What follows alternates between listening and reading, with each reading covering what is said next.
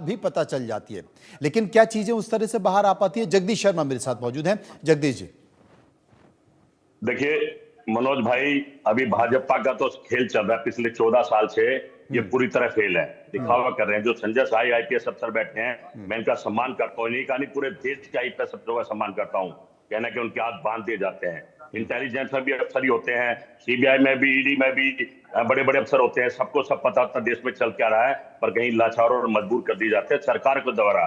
मुख्यमंत्री ने आके तो क्या दिया, हम छोड़ेंगे नहीं, देख लेंगे, कर लेंगे। अरे भाई, करने से पहले क्या कर रहे थे? वो भी तो आप ही का काम था। अगर आप पहले देख लेते तो आज इतनी बड़ी समस्या नहीं होती है। तो पूरे देश में हो रही है। कश्मीर में पत्थरबाजी बंद कर इन्होंने संभल में जहां जहां हिंदू मुसलमान हो रहा, पत्थरबाजी हो रही है। कहीं ना कहीं मैं समझता हूँ सरकार का फेलियर। सरकार को माफी मांगनी चाहिए।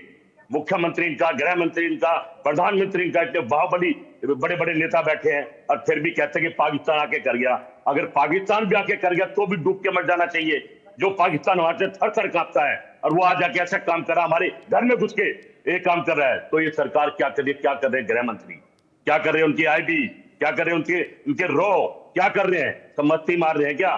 कहीं ना कहीं मैं समझता हूं हमने भी सरकार चलाई है मन्नू भाई, इस सरकार ने अफसरों के हाथ बांध दिए हैं। हमारे अफसर इतने लाचार नहीं है और इतने कमजोर नहीं है। बस इच्छा शक्ति की बात है। इच्छा शक्ति सरकार में नहीं है। इंदिरा गांधी जैसी जो बांग्लादेश के 2 टुकड़े कर दिए थे, अब बांग्लादेशी मैडम बैठा रखी है। अरे हिंदू मुसलमान कितने हिंदू मर गए बांग्लादेश में, किसी ने छिपे में जला दिए, पर सरकार को कुछ फर्क नहीं पड़ रहा है। कहना कि सरकार को बेशर्मी की मोटी चमड़ी होगी इनकी, इनको फर्क नहीं पड़ता। इनको चुनाव लूटना है, हिंदू मुसलमान कराने इनका मकसद है। देश की समस्या, रुपया कहाँ चला गया, व्यापार कहाँ चला गया, किसान कहाँ जा रहा है। रोज पढ़ा लिखा आदमी रोजगार नहीं कर पा रहा है, नौकरी नहीं कर पा रहा है, और ये अनपढ़ आदमी देश को चला रहे हैं। कहने के मैं समझता हूँ देश के हालात बद से बदतर कर दिए हैं। सरकार कभी नहीं कहेगी। सरकार एडवोकेट शोएब सिद्दीकी, वो तो चाहती है कि भाई से भाई लड़ता रहे और चलता रहे। एडवोकेट शोएब सिद्दीकी मेरे साथ मौजूद हैं। शोएब साहब, जब भी इस तरह की घटना होती है तो एक साजिश निकल कर आती है। उस साजिश में पता चलता है कि एक मास्टरमाइंड है और उस मास्टरमाइंड ने या तो अफवाह फैलाई या इस तरह के हालात क्रिएट किए कि वो दंगा हो जाए, वहाँ पर 2 समुदाय के बीच दंगा हो जाए। ये दिल्ली में भी हुआ, तब भी दिखाई दिया कि किस तरीके से है। यहाँ भी हुआ, नागपुर में भी हुआ, कुछ और जगह भी दिखाई देता है। क्या मानते हैं तमाम परिस्थितियों को लेकर, अब जो बयानबाजी हो रही है उसे लेकर?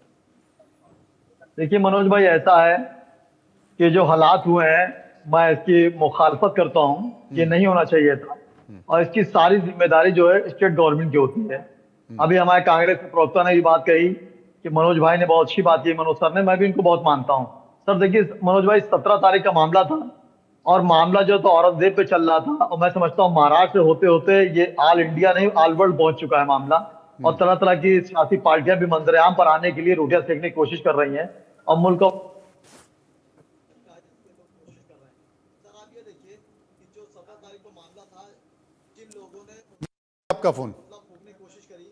आपका फोन एक बार अनम्यूट कर लीजिए। शोएब भाई अनम्यूट कर लीजिए। शोएब भाई आपका फोन म्यूट हो गया, चलते चलते अनम्यूट कर लीजिए एक बार प्लीज। शोएब भाई मेरी आवाज आ रही है क्या?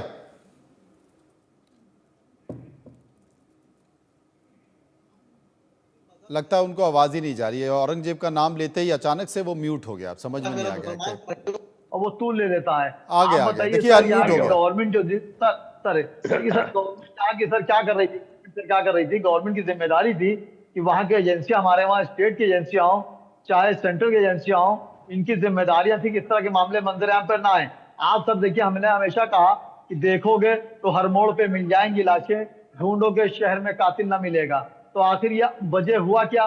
सर हमेशा देखिए सर, एक चीज मनोज भाई होती है कि आग लगाने वालों के हाथ नहीं जलते हैं, हमेशा आग बुझाने वालों के हाथ जलते हैं। तो मेरी मुल्क के वजीर आजम नरेंद्र मोदी जी भी गुजारिश रहेगी और महाराष्ट्र के मुख्यमंत्री से भी गुजारिश रहेगी कि निष्पक्ष जांच की जाए और जो दोषी उनको ना बख्शा जाए। लेकिन दंगा कैसे शुरू हुआ, किससे भड़काने की कोशिश करी? सर अक्सर होता है, मेरी बेटी आज बीमार थी, डॉक्टर साहब ने पूछा कि आखिर ये क्या करती है, उसको रोकिए पहले। आप उसको रोज ठंडा पानी रमजान पिला रहे हैं, शरबत पिला रहे हैं और कह रहे बुखार उतर नहीं रहा है। तो मैंने बेगम से कहा कि इसको ठंडा शरबत ना पिलाओ, तब बुखार उतरेगा। तो मेरी गुजारिश है, देखिए पथ मंत्र में मनोज भाई की बात कहने जा रहा हूँ, कांग्रेस के हमारे जो प्रवक्ता बैठे हैं बहुत अच्छी बात कही। तो आखिर ये दंगा भड़काने की स्थिति पैदा क्यों हुई? आखिर हिंदुस्तान में बेरोजगारी में बात नहीं हो रही, मेडिकल में बात नहीं हो रही, पढ़ाई में बात नहीं हो रही, अब त्योहारों पर ऐसे हो रही है। तो ये मामला बहुत संगीन है। मेरी गुजारिश है फडणवीस जी से कि इस पर निष्पक्ष जांच करें और आप एक समुदाय को टारगेट ना ले। जो भी दोषी हो उस पर निष्पक्ष जांच करके उसको सख्त सजा दी जाए और इस मुल्क की जो गंगा जमनी की तहजीब मिसाल पूरे दुनिया में दी जाती है उसको कायम किया जाए और एक समुदाय को यह ना लगे कि हमको हर मामले में टारगेट किया जाता है। और मुझे उम्मीद है आपके चैनल से, मुख्यमंत्री जी से भी उम्मीद है और प्रधानमंत्री से भी उम्मीद है कि इस तरह की कोई चीज नहीं होगी जो दो समुदाय टकराव हो। आप बताइए मनोज भाई, अभी होली अंक करीब थी, लोगों ने कितनी बातें करी और मेरे मौलाना, बड़े बड़े मौलाना ने नमाज का वक्त पढ़ा दिया कि मेरे हिंदू भाई की जो है होली अच्छी हो जाए। और मेरे हिंदू भाइयों ने भी जो उनकी रैली निकलती है जो उसका वक्त उन्होंने कम कर लिया कि उनकी नमाज सही से हो जाए। तो आप इस मोहब्बत को कहां ले जाएंगे मनोज भाई? तो मेरी गुजारिश है मेरे साथ नहीं, नहीं, आपने तमाम बातों का जिक्र किया, बहुत सारी बातें सराहनीय भी हैं। हिमांशु जी मेरे साथ बने हुए हैं, वो कुछ कहना भी चाहते थे। लेकिन हिमांशु जी, एक बात मैं आपसे पूछना चाहता हूं। जब ये बाबरी मस्जिद का मुद्दा चल रहा था और सुप्रीम कोर्ट ने अपना फैसला दे दिया था, तो बहुत सारे मुस्लिम स्कॉलर के बारे में मैं सुन रहा था, वो इस बात का जिक्र कर रहे थे कि चले ठीक है, अगर इस देश में एक विवाद की स्थिति है हिंदू मुस्लिम के बीच में, तो वहां मंदिर बन जाए, कम से कम विवाद खत्म हो जाएगा, वैमनस्यता खत्म हो जाएगी, नफरत खत्म हो जाएगी। मंदिर बन गया, उसके बाद काशी और मथुरा की बारी चलने लगी, उसके बाद फिर होली आ गया, तो होली में जो है रंग और नमाज की स्थिति क्लियर हो गई। अब सबसे बड़ी बात है वो खत्म नहीं हुए, तो उसके बाद औरंगजेब भाई साहब आ गए। अब औरंगजेब भाई साहब अगर चलिए उनके मजार वहां से हटा भी दी, औरंगजेब भाई साहब चले जाएंगे तो कोई और भाई साहब आ जाएंगे। मतलब ये बात खत्म होने वाली नहीं है। मैं जो कह रहा हूं कि इस रात की सुबह है नहीं, इस रात की सुबह है नहीं। उसकी वजह यह है कि हमने अपना जन्म रात में लिया था। अच्छा, और आज तक 70 सालों से हम रात में ही जीते आए। हमने एक असूल बना लिया था कि घर में जो छोटा होता है ना, वो कुछ भी करे उसे सब मंजूर है, उसको सब बख्श दिया जाएगा, क्योंकि आप बड़े हो, आपको ये भुगतना पड़ेगा। अलग अलग रूप में, अलग अलग नाम से, अलग अलग चीजों से। कहीं किसी ने गंगा जमनी तहजीब कह दिया, कहीं किसी ने ये कह दिया, कहीं किसी ने वो कह दिया। आज तक जो इतिहास हमारे बच्चों को पढ़ाया गया, जो मुझे पढ़ाया गया, वो इतिहास बताता है कि औरंगजेब वो आक्रांता, वो एक आक्रांता था। उसके जैसा जहरीला शासक हमने भारतवर्ष में देखा नहीं, मुगल साम्राज्य में। तो यहां पर दिक्कत क्यों है? यहां पर ये 10% 15% वाले छोटे भाइयों को दिक्कत क्यों है? जब उनको आज, क्योंकि देखिए देश के अंदर बहुत स्पष्ट स्थिति है। जहां कुंभ में आप 67 करोड़ लोग देखते हो, वहां दिल बहल जाता है इन लोगों का कि अरे भैया ये तो एक हो गए हैं। 70 साल तक आपने दादागिरी की। बहुत स्पष्ट शब्दों में कहूंगा, मैं पत्रकार हूं तो 70 साल तक आपने हर एक चीज की। वक्त के अंदर अपने ही भाइयों की जमीन खा ली, सब चल गया। आज जब देश की बहुमती प्रजा खड़ी होकर कहती है, उनके नेता जब कहते हैं कि हमें हमारा जो है वो तो चाहिए ही, उसमें से हम कुछ देने को तैयार नहीं है, तो तकलीफें होती हैं। तब लगता है लोगों को, अरे साहब मुझे बताइए मनोज जी, आप तो दिल्ली में बैठे, ये शाहीन बाग हुआ था, तब क्या हुआ था? किसने बिरयानी खिलाई थी? रोज शाम को बिरयानी की जाफतें होती थी, कौन करवाता था वो जाफत? बंबई के अंदर, बंबई के बाजू में पालघर में जब 2 साधुओं को बूझ दिया गया था, तब कहां थी इंटेलिजेंस? आज यहां पर ये आती है जब बहुमती प्रजा को भेदभाव होता हुआ नजर आता है, और 55-60 सालों तक ये नजर में आया, तो फिर उनके साथ तकलीफें शुरू होती है। ये बड़ी बात आपने कि इस बीच एक बयान आ रहा है, नागपुर से बयान आ रहा है। नागपुर हिंसा पर विश्व हिंदू परिषद का बयान आया है। नागपुर दंगा पूर्व सुयोजित था, ये आलोक कुमार ने कहा है। दंगाइयों ने पहले से तैयारी की थी। आलोक कुमार ने कहा है कि हमने किसी को उकसाया नहीं है। ये तमाम सारी बातें एक बार सुनिए। हमने मुख्यमंत्री जी का बयान सुना है। उन्होंने कहा है कि मुस्लिम पक्ष की ओर से ये पूर्व तैयारी के साथ था, ये पूर्व नियोजित था। उसके लिए लोग बाहर से बुलाए गए थे, अन्य प्रांतों से भी बुलाए गए थे, और उनके पास में पेट्रोल बम्स वगैरह इतनी बड़ी मात्रा में जो उन्होंने फोड़े, वो तत्काल उपलब्ध नहीं हो सकते थे। तो प्री मेडिटेटेड था, उसकी पहले से प्रिपरेशन थी। तो फिर ये तो नहीं कहा जा सकता कि ये हमारे उकसाने से हुआ, हमारे प्रदर्शन से हुआ। हमारा प्रदर्शन शांतिपूर्ण था। वो औरंगजेब की मजार को महिमा मंडित करने के विरोध में था। उसके कारण से किसी की धार्मिक भावनाएं भड़काने का सवाल नहीं है। जगदीश शर्मा जी क्या कहेंगे विश्व हिंदू परिषद के बयान पर? आलोक कुमार जी झूठ बोल रहे हैं। भाई तुमने जाके वहां प्रदर्शन करा, मुसलमान भाइयों की कोई हरा कपड़ा सा लिखा था, जो उनके भगवान को मानता, अल्लाह को मानता, उसको जलाया। तो भाई दंगा तो सारा झूठ है ये।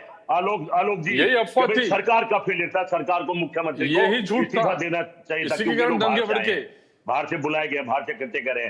तो सरकार की, मैं फिर अफसर हमारे साहेब साहब बैठे हैं, ये भी समझ रहे होंगे, पूरा सीधा सरकार का ही फेलियर है, क्योंकि इंटेलिजेंस फेल होगी। इंटेलिजेंस को भी पता होगा, पर ये तो प्रायोजित कार्यक्रम था और सरकार के द्वारा करवाया हुआ था। भाई किसी के घर में जाके पत्थर मारोगे, ईंट मारोगे, क्या वो चुप बैठेगा? मैं तो आलोक जी कहता हूँ, मैं आपको गाली दूंगा तो आप भी मुझे 2 गाली देंगे। ये तो भाई जैसा करोगे वैसा भरोगे। विश्वास पाठक जी, औरंगजेब पता नहीं कौन था, क्या नहीं करा। देखिए यही दंगल का कारण था। भाई फाहिम खान ने ये झूठ अफवाह फैलाई, कोई हरा कपड़ा था उसको जलाया, वही जांच का विषय है। समस्या नहीं है। ये पूर्व नियोजित दंगल इसलिए है, मैं नागपुर से हूँ, मैं आपको बताना चाहता हूँ, उस इलाके में कभी भी दंगल नहीं हुई। कैसा नहीं था, और इन्होंने बाहर के लोग लाए थे। अचानक क्या हो गया? आज 51 में से 24 लोग ये बाहर से आए, सिद्ध हो गया है। गंदे काम करा तो उनका आधार कार्ड और एड्रेस मिल गया धरती में चला गया। इन्होंने पत्थर लाई थी, अब तो आरएसएस के कुछ लोग कह रहे हैं चक्कू छुरे लाए थे, करो, वो तो पूर्व नियोजित दंगल थी। तो बीते अब काम इंटेलिजेंस करेंगे, की जो बात भविष्य में इनको है, रोजगार सरकार देने उसको निपट पड़ेंगे, लेगी। भविष्य में इनकी लेकिन जिंदगी क्या बात ये को सच करना दंगल पड़ेगा, वादों को सख्ती से दिखाना बरकरार पड़ेगा। नहीं जाना ये भविष्य चाहिए। के तो जीरो है, क्या औरंगजेब का महामंडल करना चाहिए? शर्मा जी आप बताइए, उसकी बात करनी पड़ेगी। दंगइयों को भारत देश की शिक्षा उसकी बात दंडित करनी नहीं करना पड़ेगी। चाहिए। अडानी को, मैं तो समझता हूँ कहीं ना कहीं ये जो वक्त की जमीन अडानी की नजरों में आ गई है, अडानी के लिए सब बफंडर हो रहा है।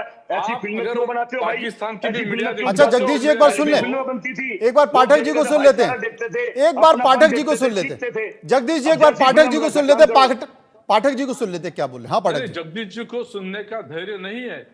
मैं उनसे पूछना चाहता हूँ कि क्या आप औरंगजेब से ताल्लुक रखते हो? आज पाकिस्तान के मीडिया, सोशल मीडिया में भी वहां के पाकिस्तान के मुस्लिम भाई कहते हैं कि हिंदुस्तान के और पाकिस्तान के जो मुस्लिम भाइयों के परदादा है वो एक ही है, वो औरंगजेब से कोई ताल्लुक नहीं रखते। आपको किस बात का प्यार है? वो पूर्व नियोजित मामला था, ये पत्थर कहां से आई? आज 51 में से 24 लोग उस इलाके के बाहर के हैं, ये उनके आधार कार्ड के एड्रेस के द्वारा सिद्ध हो गया है, इसलिए इनके ऊपर सख्त कार्रवाई की। अच्छा जगदीश जी एक बार सुनिए, एक बार जगदीश जी हो सकता है कि कोई नई जानकारी, जगदीश जी हो सकता है कोई नई जानकारी पाठक जी दे रहे हैं हम। पाठक जी आपने कहा 51 में से 27 लोग हैं, उनके आधार कार्ड के एड्रेस कुछ गड़बड़ है, जरा विस्तार से बताइए क्या है, क्या निकल कर आया इन्वेस्टिगेशन? 51 में से अरे एक बार जगदीश जी सुनिए, ये पता चला है हाँ उनके आधार कार्ड के द्वारा उनका एड्रेस वो नहीं है। फहीम खान ने वही झूठ फैलाया कि कोई हरे कलर का कपड़ा जला दिया है, जो गलत है, और वहीं से वो पूरी आधार कार्ड चालू हुई थी। नहीं जगदीश जी, आधार कार्ड के जो एड्रेस हैं वो नहीं हैं, तो कहां के एड्रेस है? तो ये भी सरकार की जिम्मेदारी है, गलत आधार कार्ड बढ़ रहे हैं। और सरकार कर क्या रही थी? अगर लगातार इतने मुस्लिम अगर वहां पर गलत आधार कार्ड से रह रहे हैं या कहीं फर्जी पते से रह रहे हैं, हो सकता है कि ये रोहिंग्या हो। सुनो, मैं कह रहा हूं वो उस इलाके में नहीं रहते, बाहर से आए थे वो, इसलिए पूर्व नियोजित है। से तो आए थे, तो आए थे मेरे भाई, काफी नागपुर के ही है, तुम्हारी जिम्मेदारी लेकिन उस इलाके में नहीं है, विरोध करते थे। पूर्व नियोजित साजिश थी। संजय जी 51 में से जो 27 लोग पकड़े गए हैं वो 27 लोग बाहर के हैं, बाहर से आए, उनके आधार कार्ड में वो एड्रेस मैं- नहीं है। मैं अब जरा ये- इसका मैं- स्पष्टीकरण कर दीजिए, क्या कहना है इस पे?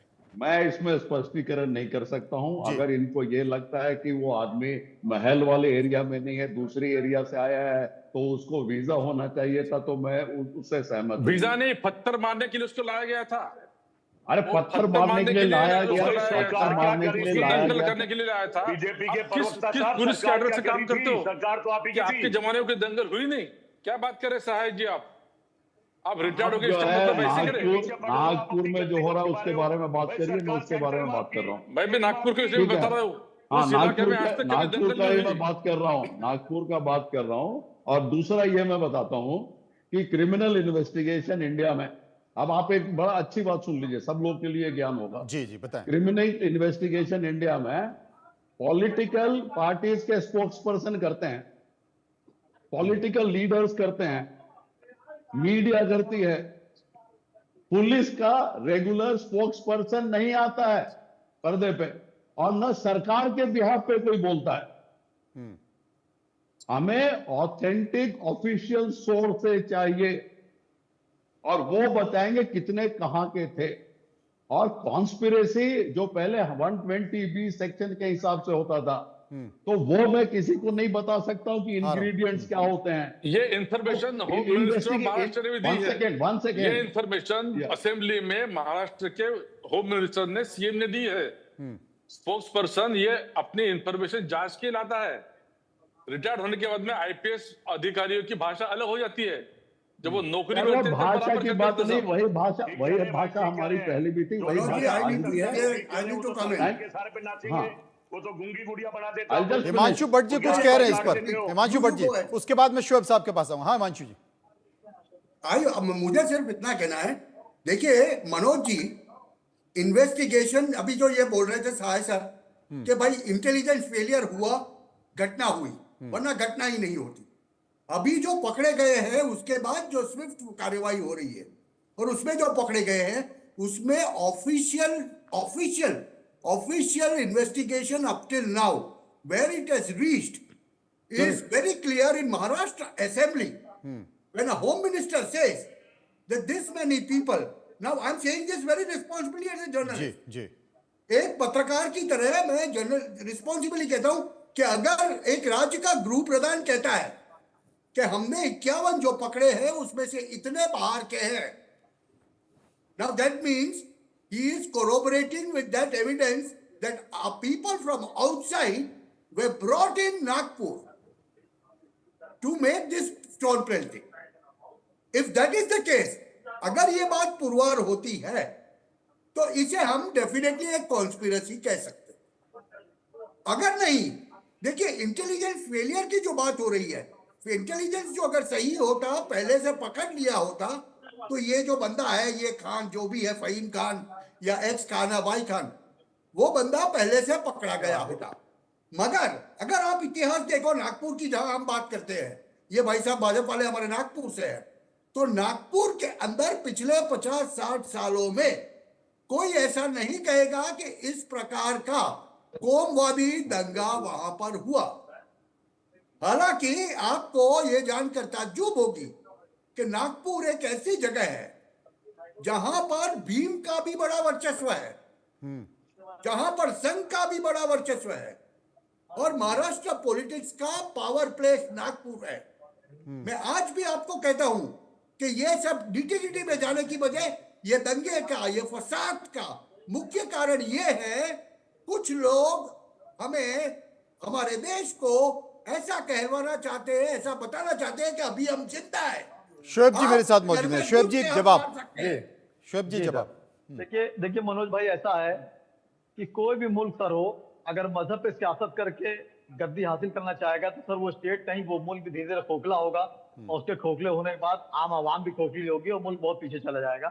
जिस जगह सियासत मजहब की करके इक़्तिदार हासिल किया, चाहे वो कोई हो, वक्ती मामला रहता है, लेकिन मुल्क उससे खोखला हो जाता है। सर देखिए, जो आने वाले कल के मसाइल सोचिए, उस कल से क्या मिलेगा किसी को जो कल गया। सर आप देखिए, इसमें हॉलीवुड और बॉलीवुड, और खास बॉलीवुड ने जो फिल्म बनाई सर, वो भी खता हुआ है मनोज भाई, गौर करिएगा। सर इस तरह की फिल्में अगर बनती हैं और दो समुदाय में टकराव की कोशिश होती है, तो मैं समझता हूँ सेंसर बोर्ड को पास ही नहीं करना चाहिए था। अब आप बताइए सर, हर मजहब हो या हर पार्टी हो सर, चंद उसमें अच्छे भी होते हैं और चंद बुरे भी होते हैं। ये लोग करते क्या है, कोई मामला होता है खामोशी से आते हैं, पत्थर फेंक जाते हैं, कौन है क्या है पता नहीं चलता है, बाद में पूरे समुदाय को भुगतना पड़ता है, चाहे वो हिंदू समुदाय है, चाहे मुसलमान समुदाय, ईसाई समुदाय हो, कोई समुदाय हो। तो मेरी हमेशा गुजारिश रही है कि इससे सस्ती शोहरत पाने के लिए, चाहे कोई पार्टी हो चाहे वो कोई समुदाय हो, कम से कम आप इस मुल्क की गंगा जमनी तहजीब को झोंक न दीजिए। और मेरी फर्नांडिस जी से बिल्कुल गुजारिश रहेगी कि आप निष्पक्ष जांच करें। और ये डिबेट सर आज आपकी मुझे बहुत खुशी हुई कि मनोज सर बैठे हुए जो आईपीएस है, उन्होंने बहुत अच्छी बात करी सर कि इसमें कहीं ना कहीं हमारे एजेंसियां, हमारा प्रशासन से चूक हुई, जिन्होंने लापरवाही करी और बड़ा हादसा हो गया। और उम्मीद अब है कि मेरी फर्नांडिस जी से कि ऐसे मामले ना हो। और सर देखिए एक चीज मैं बताकर चलूं सर कि मुसलमान जो पाकिस्तान जाना था वो चला गया, जो मुसलमान यहाँ पैदा हुआ हमारी तरह वो इसी मुल्क के लिए है। हिंदुस्तान जिंदाबाद था, जिंदाबाद है, जिंदाबाद रहेगा। चंद मुसलमान अगर कोई गलती करते हैं या चंद हिंदू कोई गलती करते हैं तो आप आम मुसलमान को, आम हिंदू को उसका खतावा न ठहराएं और मंदिर आम पर आकर नेशनल टीवी पर किसी एक समुदाय को टारगेट बना लें। अगर शोएब सिद्दीकी ने कोई गलती की है तो शोएब सिद्दीकी खतावार है, उसके लिए कोई और खतावार नहीं हो सकता मनोज भाई। तो मेरी एक शेर के साथ बात खत्म होगी कि एक आरजू नहीं, हर आरजू तो यह है, लाकर जरा फिर दो खाके वतन कफन में। हर मुसलमान का किरदार अपने हिंदुस्तान के लिए हमेशा ये रहा है और हमेशा रहेगा। और मुझे उम्मीद है कि ये दंगा है, जल्द से जल्द इसको काबू पाया जाएगा और निष्पक्ष जांच होगी। मेरी उम्मीद है मुख्यमंत्री जी से भी, हमारे योगी जी की तरह वो भी सख्त कार्रवाई करें, लेकिन निष्पक्ष जांच करें और जो खतावार उन्हीं को करें, ना किसी को परेशान ना विश्वास करें। पाठक जी, कांग्रेस के प्रवक्ता ने बहुत अच्छी बात कही, विश्वास मुझे बहुत खुशी पाठक हुई। जी निष्पक्ष क्या जांच कहेंगे जी सर। शोएब साहब की बात पर, क्या कहेंगे? नहीं, शोभ साहब ने बात तो बड़ी अच्छी की, लेकिन उन्हें ये भी कहना चाहिए कि हमें ये जो इसका महामंडल नहीं करना चाहिए औरंगजेब का, वो उन्होंने कहना चाहिए। यहाँ के ऐसे मुसलमान है, जिस प्रकार से नागपुर उन्होंने क्या किया, आज 30 मार्च को कुछ दिनों के बाद में प्रधानमंत्री मोदी जी नागपुर में आने वाले हैं। संघ का मुख्यालय वहां से 1 किलोमीटर के अंतर पे है, इसलिए वो ये दिखाना चाहते थे कि हम नागपुर में ऐसी चीजें कर सकते हैं पूर्व साजिश के साथ में। लेकिन उसके बाद में जिस प्रकार से हम एक्शन ले रहे हैं, दोबारा इनकी कभी जरूरत नहीं होगी, ये हिम्मत नहीं कर पाएंगे। कमाल कर रहे हैं, एक तरफ आप दावा कर रहे हैं कि कश्मीर में कोई आतंकवादी फटक नहीं सकता, आतंकवादी घटना नहीं कर सकता, पाकिस्तान डर रहा है, पाकिस्तान कांप रहा है, और यहाँ दूसरी तरफ नागपुर में आप ही खुद ही कह रहे हैं कि नागपुर में संघ का मुख्यालय, मुख्यमंत्री का गैर जला है, और वहां मतलब मुट्ठी भर लोगों की इतनी हिम्मत होगी कि उन्होंने नागपुर को आग लगा दी। अरे ये उनको भी फिदाई लोग पाकिस्तानी कुछ बता भी देंगे, कर सकते हैं, ये उनको भी इसलिए पाकिस्तानी इंटेलिजेंस बता फेल्यूर देंगे। होता कुछ है। दिनों में देखना है न्यूज़ टेक से अब इनकी उनके इंक्वायरी वहीं अब जाके किस रुकेगी। प्रकार से उनको पेश आते हैं, कैसे एक्शन लेते हैं, वो ज्यादा इंपॉर्टेंट है। एक्शन लेना शुरू हो गया है। 50 साल तक नागपुर में दंगल नहीं हुई थी, अभी अगले 100 साल तक नागपुर में कभी दंगल नहीं होगी, ऐसा हम उनको पूरे पाठ देश में पढ़ाएंगे। होगी। जब जब चुनाव होंगे, भारतीय जनता पार्टी यही काम कराएगी और करा रही है। ये प्रायोजित कार्यक्रम अभी है। कौन से चुनाव है? बीजेपी को उनके अभी पास कौन से देने के चुनाव लिए है? अपने वादे के अभी लिए तो कोई काम चुनाव करेगी। नहीं है। यही भारतीय काम जनता कराएगी। पार्टी को मेजोरिटी मिली है, कोई चुनाव नहीं है यहाँ पे। आप लोग ये मेजोरिटी वाली सरकार को डिस्टेबलाइज करना चाहते हो। 1992 के दंगल हुए कब हुए, कैसे हुए? इंटेलिजेंस फेलियर नहीं था, कांग्रेस की सरकार नहीं थी, सिखों का आपने शिरकांड किया, कैसे किया? आप क्या बात कर रहे हो? कांग्रेस को इस मामले में बात करने का कोई अधिकार नहीं है। हिमांशु जी, नहीं, मैं तो यही आपने देख लिया ना ऑन स्क्रीन, आपने तो देख लिया पत्रकार महोदय तो यही बात कि करेंगे बस। ये दंगे क्यों होते हैं। इसकी ठोस वजह आपने देख ली स्क्रीन पर, आपने एकदम स्क्रीन पर देख ली। जहां जिसका कोई ताल्लुक ही नहीं बनता वो भी बीच में आके बोलेंगे। मनोज भाई का देखिए, इजाजत तो मैं ऐसा चला होता है जाऊं कि जब देश के एक 10-12% समुदाय को आप हद से ज्यादा लेके अपने सर पे बिठाते हो, तब ये स्थितियां निर्मित अरे होती हैं। हिंदुस्तान की बात करो, और आज हिंदुस्तान के की बात बदले हुए करो। परिचय पे टुकड़े देखिए, टुकड़े मत किसी करो को भाई। बोलने ये अभी वाले औरंगजेब पे फिल्म बनी है, पता नहीं ये मुद्दा खत्म हो जाएगा। देखिए, एक चीज तो है कश्मीर फाइल्स बनी, फिर उसके बाद इमरजेंसी बनी, अब औरंगजेब पर फिल्म बन गई है, फिर कुछ और फिल्में बनती रहेंगी। फिल्में केरला फाइल्स भी बनी थी, बहुत सारी फिल्में बनती रहेंगी। और मुझे लगता है कि कम से कम समाज को यह भी सोचना चाहिए कि इस तरह की फिल्में क्यों बन रही हैं, क्योंकि मुख्यमंत्री अगर ये स्टेटमेंट दे रहे हैं कि फिल्म देखने के बाद लोगों में आक्रोश था, तो सबसे बड़ी चीज है कि फिल्म को पर्दे से क्यों नहीं उतरवा दिया गया। यह भी तो इस दंगे का एक बड़ा कारण है। अगर राज्य का मुख्यमंत्री इस बात का जिक्र कर रहा है कि फिल्म के कारण लोगों में आक्रोश था, उसके बाद भी पर्दे से नहीं उतर रही है, उसके बाद भी फिल्म चल रही है। क्यों उतरे? क्या गलत दिखाया उसमें? उस फिल्म में गलत क्या दिखाया है? तो मुख्यमंत्री क्यों ने क्यों पक्के से कहा? उतरी वो? मुख्यमंत्री ने सरकार क्यों को कहा? किया, तो दंगे के लिए किसे जिम्मेदार? दंगे के लिए जिम्मेदार किसे माने? विश्वास पाठक जी दंगे के लिए किसे जिम्मेदार माने? भाई को दंडित किया, संभाजी राज्य को जिस प्रकार से अपमानित किया, वही तो दिखाया। उसमें गलत क्या है? गलत इसलिए दिखाया उसको बिल्कुल। पर्दे से उतारने का सवाल ही नहीं आता है। मंजू जी, क्या बात कर रहे हैं आप? तो फिर एक साथ सारी इतिहास चीजें है, हटवा दें? इतिहास में क्या क्या हुआ, इतिहास की बात करो, पर बदला लोगे क्या? औरंग तुम लोग जाके कब्र में एक बैठे साथ होते। सारी चीजें हटवा दे। औरंगजेब लोगों की को इस बर्बाद देश कर से रहे हो। जितनी भी निशानी है, मैं सरकार से निवेदन करूंगा कि एक साथ सबको हटवा दिया जाए, लेकिन जरूर गारंटी ये हटेगा, होगी जरूर हटनी- हटेगा। आपको की दिक्कत है? नहीं नहीं, आप बिल्कुल हटना औरंगजेब से चाहिए, पाला रखना चाहते हो? बिल्कुल हटना चाहिए विश्वास जी, हमारा। लेकिन ऐसा ना हो कि औरंगजेब के बाद फिर कोई पात्र आ जाए। इस प्रोड्यूसर को जिन्हें- ऐसा नहीं हो कि औरंगजेब के बाद फिर कोई पात्र आ जाए और उस पात्र के जरिए राजनीति होने लगे, और उस पात्र के जरिए इस देश में सांप्रदायिक सद्भाव खराब होने लगे। प्रोजेक्ट किया है वो सब एक्सपोज होना चाहिए। क्यों नहीं होना चाहिए? ऐसे जितने जितने पात्र इन्होंने अरे भाई, छुपा के एक्शन तो रखे करेंगे, देश का जगदीश जी नाम की करके सरकार देश में ने, तुम्हारे उनके खिलाफ भी ऊपर कार्रवाई एक्शन होनी होनी चाहिए। जो सत्यता है लोगों तक आनी चाहिए। कहां से कहां ले गए? जगदीश जी की सरकार अंग्रेजों ने के ऐसे फूट तमाम और पात्र शासन कर रहे छुपा हो। के रखे। बहुत बहुत समय का अभाव है, बहुत बहुत शुक्रिया करूंगा सभी लोगों का जो मेरे साथ इस चर्चा में मौजूद रहे। एक बड़ी खबर आ रही है। बड़ी खबर यह है कि कांग्रेस